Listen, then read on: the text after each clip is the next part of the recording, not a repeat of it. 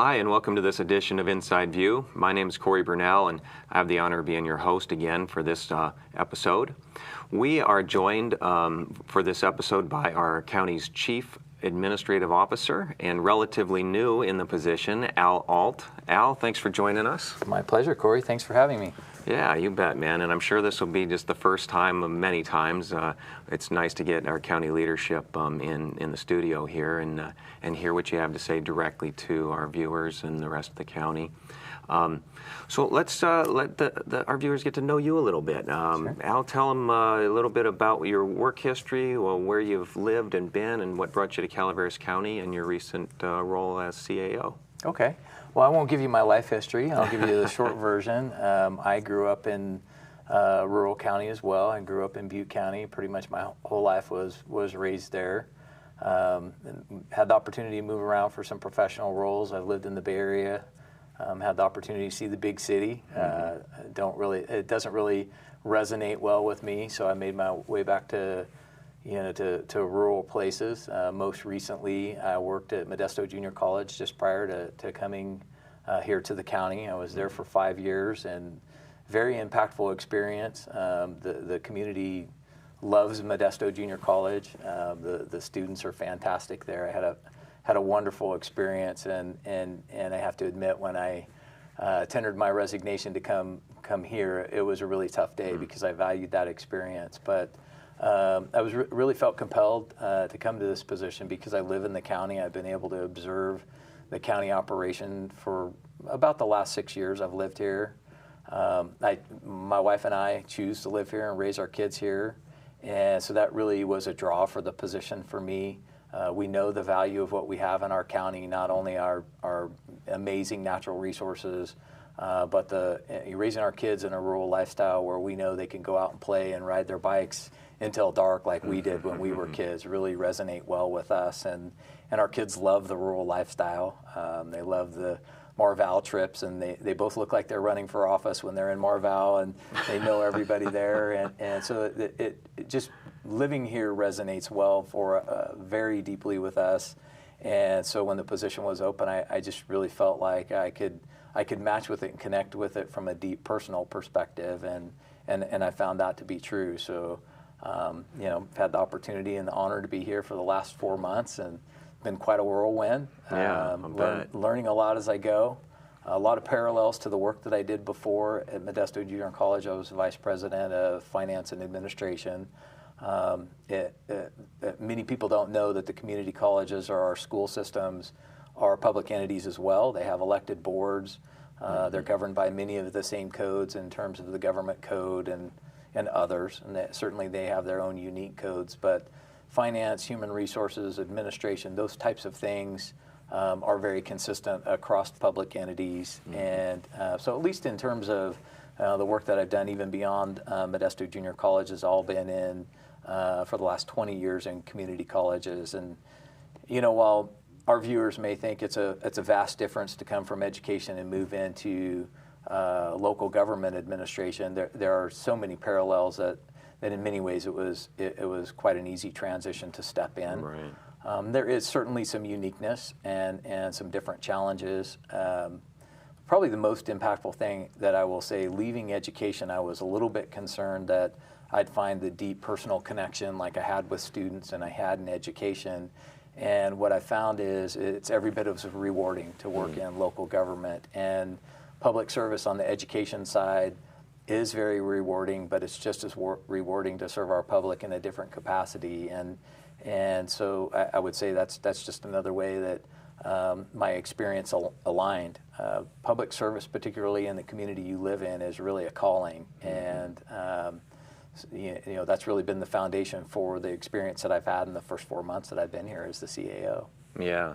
Well, you touched on some neat facets of being in public service in a small rural county like Calaveras County. You mentioned, the kids being at Marval and knowing everybody that they run into there. And the things that you said there made me think about how nice it is when I'm out in the community and I know the public servants I run into. I mean, they're personal friends like you are to me. Our Sheriff DiBasilio is a friend, and others in law enforcement are friends. And We have, the board of supervisors, they're friends, and it's just a neat experience being part of this community.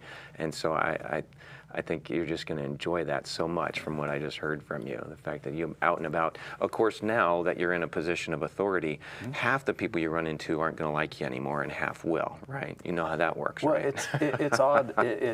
How can more than half not like you? But it Right. seems like when you're in a critical position, and I really feel for our board or any elected board, they experience that more than anybody. But we deal with critical topics and they're Sure. important decisions, but it's odd. You think it would be a 50-50 split, but more often than not, more dislike you than like you. But Right. that's part of making tough decisions. It is. And It's part of being authentic. responsibility.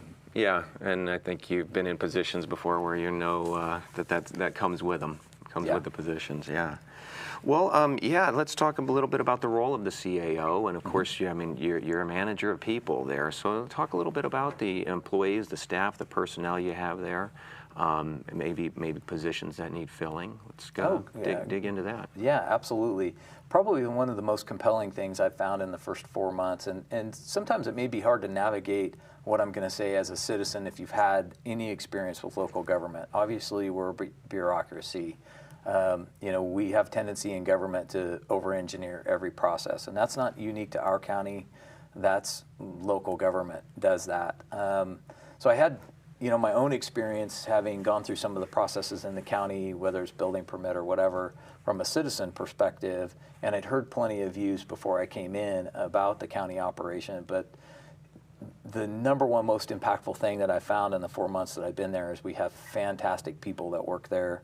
The pride in working for the county and serving our public is literally off the charts for the people that work there. The day-to-day people that we never see and won't be in this TV studio really have earned my appreciation, and I value working with them. And I think that's the most important message I want our public to have, is that we've got great people there. They work hard. We've had our own share of challenges, whether it's, we all know about the Butte fire, and, more recently floods and, severe rain and weather events in 2017 and 19. We have our share of negativity that comes up through natural disasters. We've had some around, policy changes, but no matter what happens, our folks are going to work every day and working hard, and I just can't say thank you enough to them for their work, and I hope the public appreciates the work that they put in. Mm-hmm. Yeah, have you found, I guess in 4 months, you're probably still uncovering everything you need to know about the staff and the personnel you're working with, right? It's going to take a while to really get to know them very well, and who works well on certain things and is best at what, right? Yeah, we are a big operation. We have about 700 employees, depending on which day you check. We have a lot of open positions, so our number's probably closer to 650 right now. But we're geographically dispersed, so we're in our roads crews are everywhere in upcountry to spread farther across the county. Health and Human Services is spread out quite a bit, so. It is really difficult to get to know every individual of 700 people when we're dispersed the way that we are. I've had the most interaction with those at the government center, but no matter which department I'm in or where I go, and as I go through the different tours that I've gone on throughout the county operations, it resonates with me very much that every one of our employees to a person is very committed to what they do, and I've really enjoyed getting to meet the different folks. I found that 5-Star Donuts helps break the ice. I get more information out of bringing donuts and asking people what they do than I ever could have imagined. So shout out to 5-Star Donuts. Right. They've really helped with my entry into the county, but can't say enough about the welcome that I've had and how hard people work. Yeah. Well, now you had to hit the ground running with the budget, and I guess it's the third budget in 10 months. We're 3 different CAOs have had Right. previously, Mr. Lutz, and then we had our interim CAO, and now you're having to tackle it as well. What are some of the challenges that you have identified with meeting budget constraints right now?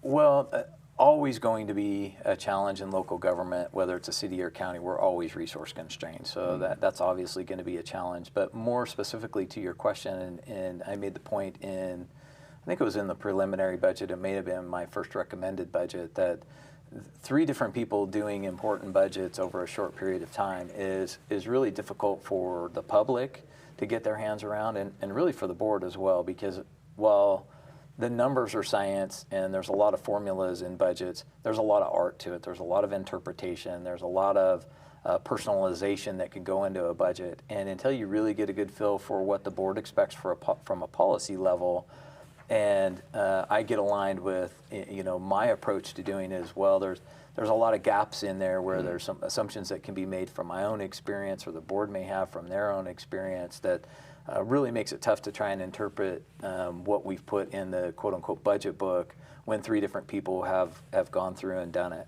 So that's been one challenge. One of the things that Mr. Lutz initiated and our auditor controller, Rebecca Callum, was intimately involved in was bringing up a new budget system. Our budgeting system, for lack of a better term, was not that quite not articulate as it could be, and being transparent and having a good public view on it. So they brought a new system on 2 years ago. Last year was the first cycle. Along with that system comes a publishing system that was new to us. So we have a financial system, we have a new budgeting system, and we have a new publishing system, for lack of a better word, that we're learning how to use. And so now we've had 3 or 4 different people touching these different software platforms, and at the end of the day, that overlaid with the art of 3 different people putting their personal influence on the budget is probably for the public made it pretty difficult to track. I mean, there's some really standard things in a budget that every person puts in, but the way we approach it and the way we go about doing it, laid over with the different software packages that are new to us, has really been a challenge in how we represent the budget in an effective way. Interesting. Yeah, it could make for it to be a bit hard to follow, perhaps, or are there inconsistencies or just interpretation inconsistencies that, all right, we maybe would, if it was one consistent approach, it might flow a little bit better or be a little bit more interpretation friendly? Am I touching one is the on public view. If there's come to be a bit of I think a challenge in public entities that the bigger your budget book is and the heavier it is, that there's a challenge by weight that somehow we're more transparent if the budget book's bigger. Personally, I take the, me, you've interacted with me, I'm a pretty simple guy. I don't want people to have to hunt around for budget material, and I don't want them to navigate a 900-page book if they don't necessarily have interest in that. I believe that can be interpreted from the public as a little bit of shock and awe, and burying numbers in a page 800 pages back makes transparency difficult. But that's kind of the trend in local governments and where the budget transparency and budget books are going. And so switching from where we were headed with it more to what I think is a little bit more simple approach to where we have all the necessary material, it's fully transparent, but trying to reduce it down to somebody like you or I in the public can take a look at it and understand it is, that's a personal approach. That seems to be resonating with the board. I haven't had as much opportunity to talk with the public about that. But that's a bit of shifting gears where the previous administration, for very good reason, felt very strongly about every detail being in a book. But if every detail is in a book that's 900 pages thick, nobody reads the book. Then it's hard to find that very important detail. So that's a bit of a shift. That's as an example of personalization that I'm bringing to it. That at the end of the day, the public might not see it the same way, and we'll work through the process a little bit. I intend to have more engagement with the public as we go on in time, and how they can interpret our budget and how they can find important material without having to navigate it too much and be a local government budget expert. So over time, it'll continue to evolve. Okay. Yeah, that helps flesh out an understanding of how you're approaching it. Thanks. Now, back in June, the Enterprise had written an article a little bit about the budget, and it was interesting there that it mentioned last year's budget having a $9.8 million deficit, and I didn't know if that number is accurate or not in the article, because many of us have been under the impression that because of the Measure C funds, the budget deficit that gap had been closed, and perhaps now that we don't have the Measure C funds going forward, the cannabis funds, for our viewers who don't know what the Measure C was a couple years ago, but that perhaps we'd have a budget deficit going forward without those funds. So can you speak to how last year's budget had a deficit if we were misunderstanding the Measure C funds and I'll kind of unpack the Measure C from it a little bit. Over the past 4 years, including this budget that I've brought forward, there have been more expenditures programmed into the budget than we have in revenues. And just on the surface of that, when the numbers don't align, it doesn't look like the budget's balanced. And so you may, at least on paper, have a deficit. And to a certain extent, that deficit, once you program it in and start hiring and spending money around that expenditure pattern, you've probably assured you're going to have an expenditure deficit. But there's a couple things in our budget that make it a little bit more complicated than that. We have a lot of open positions, even though we plan around the workforce that each department puts forward and they need. Invariably, we have transitions, so we have open positions throughout the year. As you might imagine, in a 700-person operation, that's quite a few. We often plan for quite significant capital improvement projects that, for one reason or another, might not get completed in a particular year. So at the end of the year, I would say, in very simplistic terms, at the end of the year, what's really important is, did we spend more money than we actually brought in? So the initial year, although we have requirements of the state to be balanced when we come forward at the final budget, it's not uncommon for us to budget an expenditure plan that is beyond our revenues, because we invariably almost never end up spending. Right. We almost never spend 100% of what we plan to spend. That's a very oversimplistic view of it. I don't want to make it too complicated, but you can see that pattern in the past budgets. The last, I think, previous to me, the budget had about $70 million of expenditures planned and about $60 million of revenue, and so that was that deficit that you're referring to. But at the end of the year, the spending didn't match the spending plan that we put forward, so we didn't end up finishing the year with that deficit. And that's a little less about Measure C and more just about general approach to the budget historically. And frankly, that's one of the tough conversations we're going to have both with our public and with the board going forward, that even though we've been relatively consistent on not spending as much money as we planned, we still consistently put an expenditure plan forward that's beyond what our revenue is. And so if there comes a year where we're pretty close to fully employed and we perform all the projects that we anticipated and we buy all the services and supplies, we basically are putting expenditure plans forward that can create a deficit. And that isn't something that's sustainable long term, and that's something that I put in my budget presentation in June, and likely we'll have a conversation in September when we bring it forward again. Okay, very good, Al. Thank you. That helps us understand the process and the approach much better. Let's talk a little bit about your interaction with other government agencies, other organizations in the county, and I know you're a big proponent of people getting on the same team and heading the same directions, accomplishing goals together. Let's tell our viewers a little bit about your approach there. Yeah, that's a great question. And this won't be mine individually. It's just a matter of timing. I think I was a bit lucky to step into the role at the time that I did. But one of the most important things that I've done, besides interacting with people internally and our employee base, is started reaching out to our, whatever the title is, but other county leaders. Some examples, Doug Archer from the hospital, or Mike Minkler from CCWD, or Melissa Eads from the city. We haven't all worked together. We all acknowledge that our organizations haven't worked together as well as we could have. There's other leaders that agree with us, and together we have a lot of energy around the notion of cross-sector collaboration. And while we might have different focuses in our different businesses, obviously we're not a water business and CCWD is, but their work aligns a lot with ours. With the city, their work aligns a lot with ours. And we absolutely require success of all of our organizations for any one of us to be strong.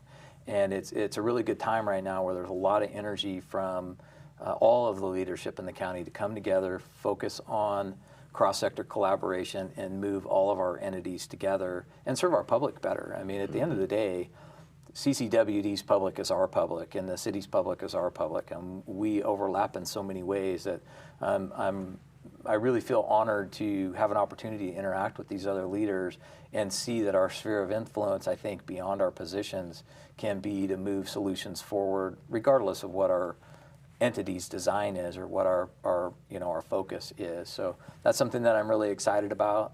We've talked to the chamber about it and maybe making it a larger networking piece where we bring more leaders in and hopefully maybe even do some long-term type of, I'll call it strategic planning that involves the community and where we're going as a public, not just our organizations, but where do we want our county to be in 10 years and 15 years and 20 years.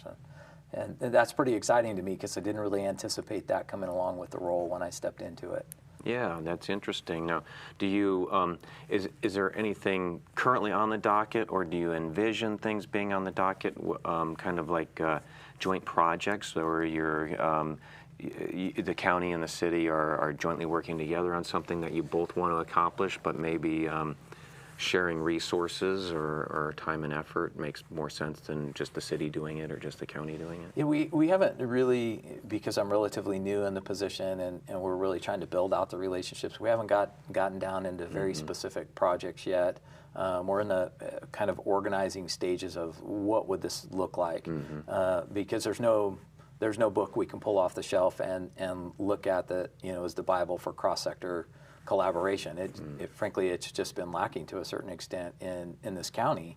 And so we're making it up as we go along, and we're building it from the ground up. But because there's so much positive energy around it, I think we're going to be able to continue to draw leaders in. And really our approach will be to look at what projects maybe are we looking at? What do I envision for the county that might overlap with something the water district is doing where we can combine resources? Or it might be even a larger issue where we're all focused on the issue. Homelessness is a perfect example of something that requires all of our effort and resources, cross-sector collaboration, focusing all of our resources on that one particular problem. But we haven't had a history of doing that. Our Health and Human Services is working hard on bringing folks together on that in that vein, but we can do more. And I could really see us developing. This is me making this up. I haven't consulted with my colleagues yet on it, but really taking an issue of the year or for the next couple of years that our organizations are going to be focused on together. And I can't decide what those are for a group of colleagues, but I can see us really putting some effort behind that. But we haven't even met to start we haven't met yet to start talking about what those topics look like. Yeah, but the exciting thing for our public, our viewing public here, is that there's a foundation here of interest and enthused leaders who want to definitely improve the working situation together between the agencies and these various organizations. So that's exciting to hear about. That's well said. I wish I would have phrased it like that. Well, hey, man, that's what I'm here for. I'll take that.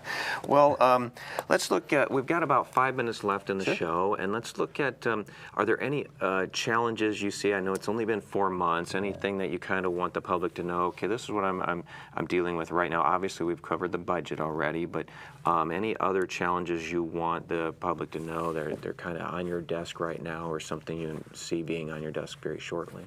That's a great question. I'll come at it this way. From a citizen perspective, or having been an executive in education, one of the places I missed the mark coming over to the county is I really had no concept for how much time and effort we still put into the disasters we've experienced. The county, our workforce still has a lot of work related to the Butte Fire, storms in 2017 and storms more recently in 2019.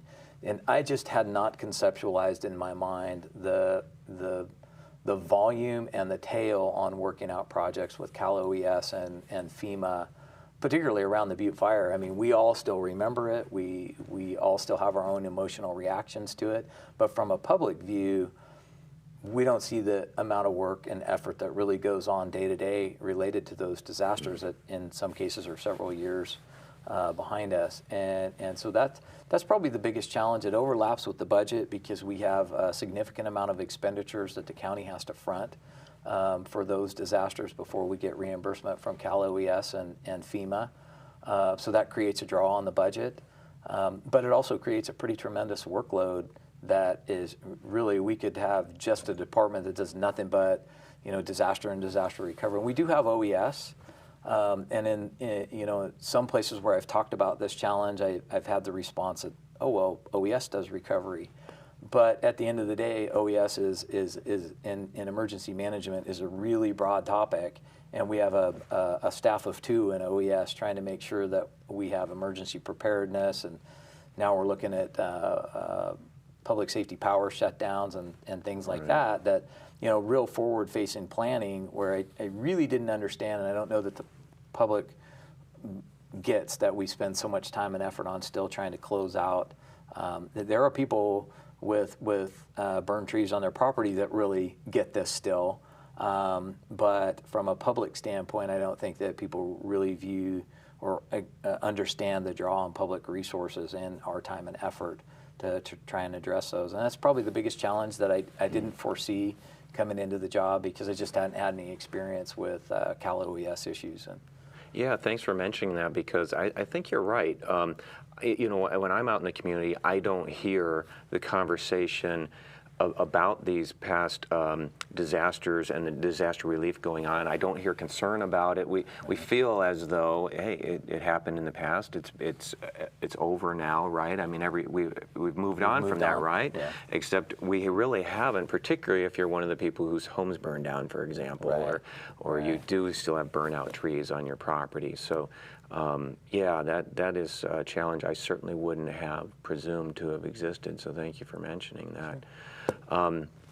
Al, let's see, we are going to have our viewers, if they want to contact the administrator's office, I mean, you've got the website out there. Yes. Is it something that the public can submit questions via the website if they want to know what's going on in the county, or is it a phone call to the office if they have an inquiry? Depending on which department, if they're looking for me in particular, all of our departments have websites. If you navigate down to the particular department, they'll show a homepage and emails and contact numbers. More than happy to hear from the public. I've been trying to engage very deeply with our public. So if they have feedback, questions, I've made this offer in board meetings and in other public interactions, and I'm getting a very good response from the public. So if they have questions, please forward them via email. All my phone numbers are on there. They're direct phone numbers to my office, so you don't have to go through the gatekeeper. Can't promise I'll always get back to you immediately, but I'd love to take the calls or emails and inquiries from the public to make sure we're being responsive. Well, thank you. That's good of you. And thank you to our viewers for joining us on this episode of Inside View. Again, I'm Cory Burnell, your host. And if you want to share this episode with any of your friends or family, you can probably find it on our YouTube channel where you can grab a link and email it out. And then they'll get to hear directly from our county Chief Administrative Officer, our CAO, Al Alt. Al, again, thanks for joining us. My pleasure. And thank you to you, our viewers. See you next time.